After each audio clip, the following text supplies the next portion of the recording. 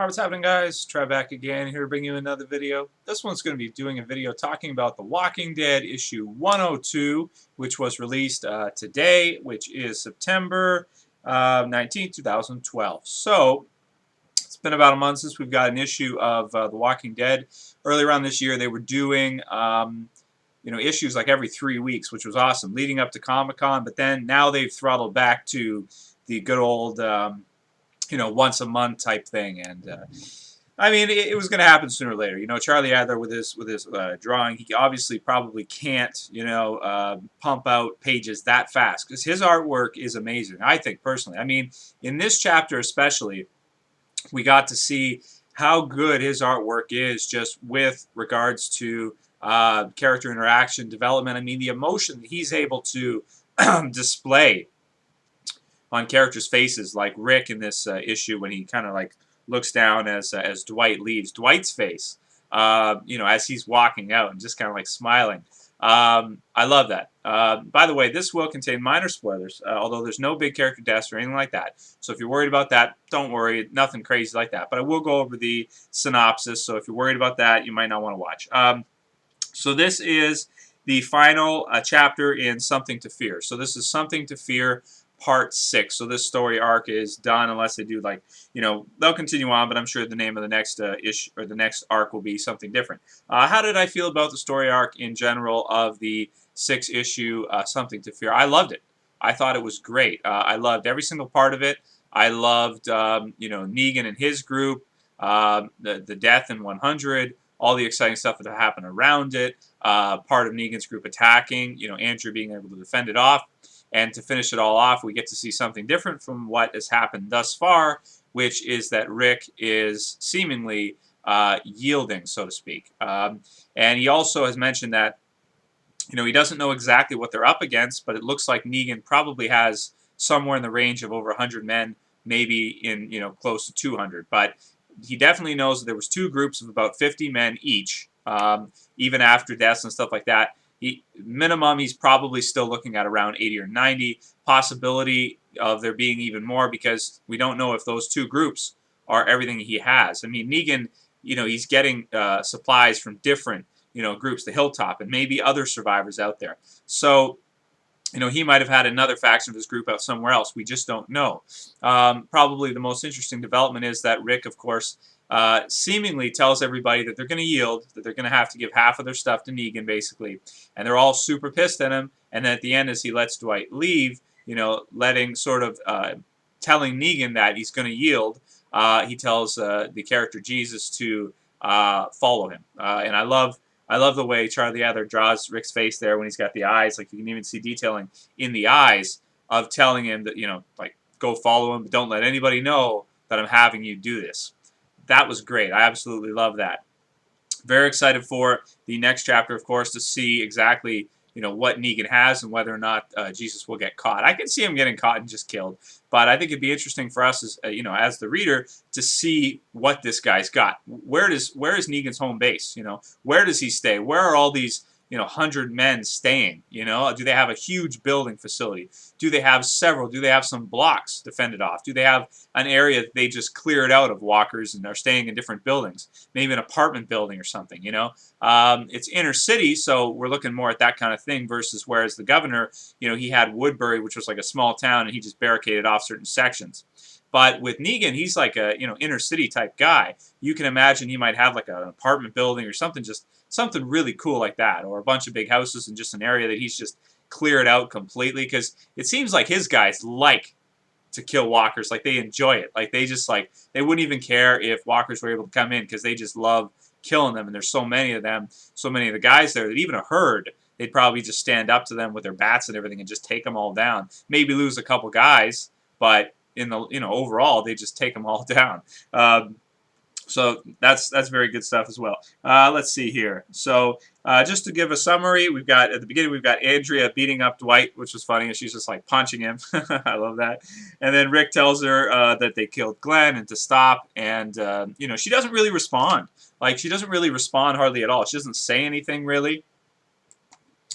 Overall, she just doesn't seem to give a shit. So that was kind of strange because you think that she would, but I mean, it seems like she's just so used to characters dying off at this point that unless it's somebody really close to her, it doesn't faze her, like Dale, or maybe if Rick was to bite it, or maybe Carl, but anybody else really outside of that little group there, she probably wouldn't care. Even Michonne, she probably wouldn't, she probably wouldn't do much. So that's kind of cool development for Andrea that we haven't seen yet, because she used to care. So that's different. One of the coolest parts of this issue is where Carl's talking to Rick in the kitchen. They're drinking, and just drinking water or whatever.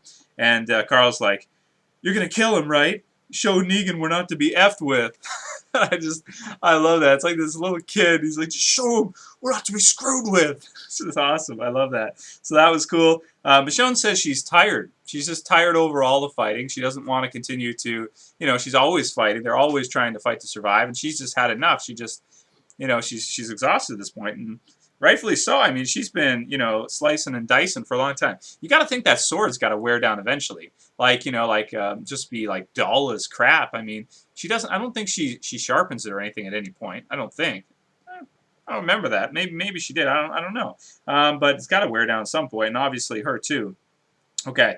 Rick tells Eugene doesn't care about him casting bullets. So, yeah, I mean, really, what does that do for them in their current situation? A lot of times you get guys like that, like Eugene, that are really smart intellectually, and they want to use their brain for something, but they tend to sometimes ignore what's around them and start to focus on little things like that, which really might not be practical at that time. Maybe later on it might help, but for now, really, what is it going to do for them? It's not really going to do anything at the moment. So that's that in terms of as far as that goes. I can see Rick trying to get him to say, maybe can you find a way to create some explosives, like maybe, I don't know, something heavy, out of chemicals or something, maybe create some kind of electronic, like car bombs or something like that they could use to their advantage, in some kind of ambush or sneak attack on Negan if they choose to go that route. Because if you can use explosives like that, you can really, big numbers, but then when explosions start going off, you can take out big numbers of guys. Grenades and stuff can really make a huge difference. So that might be something for him to work on in the future. We'll see if that happens. Just my thoughts. But anyway, so Rick tells everyone they will yield. Andrea gets mad and fights with him, which was, a cool scene. It seems legit. I don't think Rick really told her that he's seemingly yielding, but at the same time, he's still trying to find out what they're up against with the Jesus character. He's still trying to figure out what they're going to do next. So far, they're not going to run, so they're not going to just leave. Because they have made the community safe. They put the dirt around the walls, so it's not easy to, break into that place. It's pretty damn safe from walkers and everybody. And it is easy to defend it. The big thing is, though, is that Negan's got so many guys. How are you going to defend it against that many? There's just so many. Unless you use explosives. And are able to take out a lot of them at once. I can't see any other way of doing it. So that's that. Dwight walks out. Awesome artwork. I love just the look on his face and everything. Doesn't he look like Two-Face, like Harvey Dent from Batman? But anyway, just really cool with that. And then Rick at the fence. I love that too, where he's just like looking down. Really subtle, really cool. Everyone's mad at Rick, seemingly. And then he tells Jesus to go and follow him. So great chapter, great story arc with the Something to Fear. I haven't been as excited for the Walking Dead comic book in a really long time. Absolutely love it. Can't wait to see what happens between Rick's group and Negan's group. Only thing with the comic is it's slow to come out. With the TV show, I feel like we get spoiled. When the TV show starts, we get 16 episodes. That's like going to be like, 13, 14 hours of film right there, and that's video. So that can, you can really progress a story a lot in that amount of time. Whereas with a comic book, we only get like 33 pages or 30 pages per issue, and it comes out once a month. So obviously, eventually the show's going to catch up to the comic book, and we'll see what happens there. Hopefully, they'll just take the show and just completely go down a different direction. Have different characters survive and not kill them off at when they do in a comic book series and all that, like they've been doing kind of so far. Shane surviving longer, Dale, dying sooner. Maybe have another character that's supposed to survive a long time die soon too. Sophia as well. She's another one too that's still alive in the comic book series.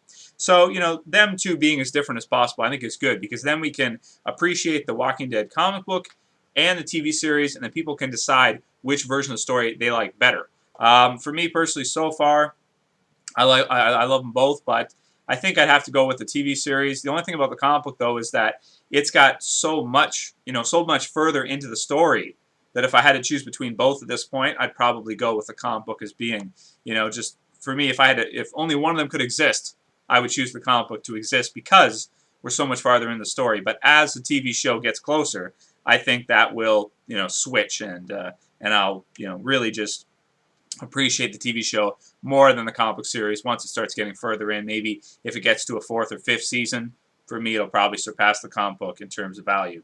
Anyway, I'm going to give this issue a 9 out of 10. There's no action, but in terms of character development and just, intrigue, I loved it. Anyway, that's it for this video, guys. Please like, and if you want to support me, favorite the video. It helps prevent flagging, things like that, which have been a problem for me right now.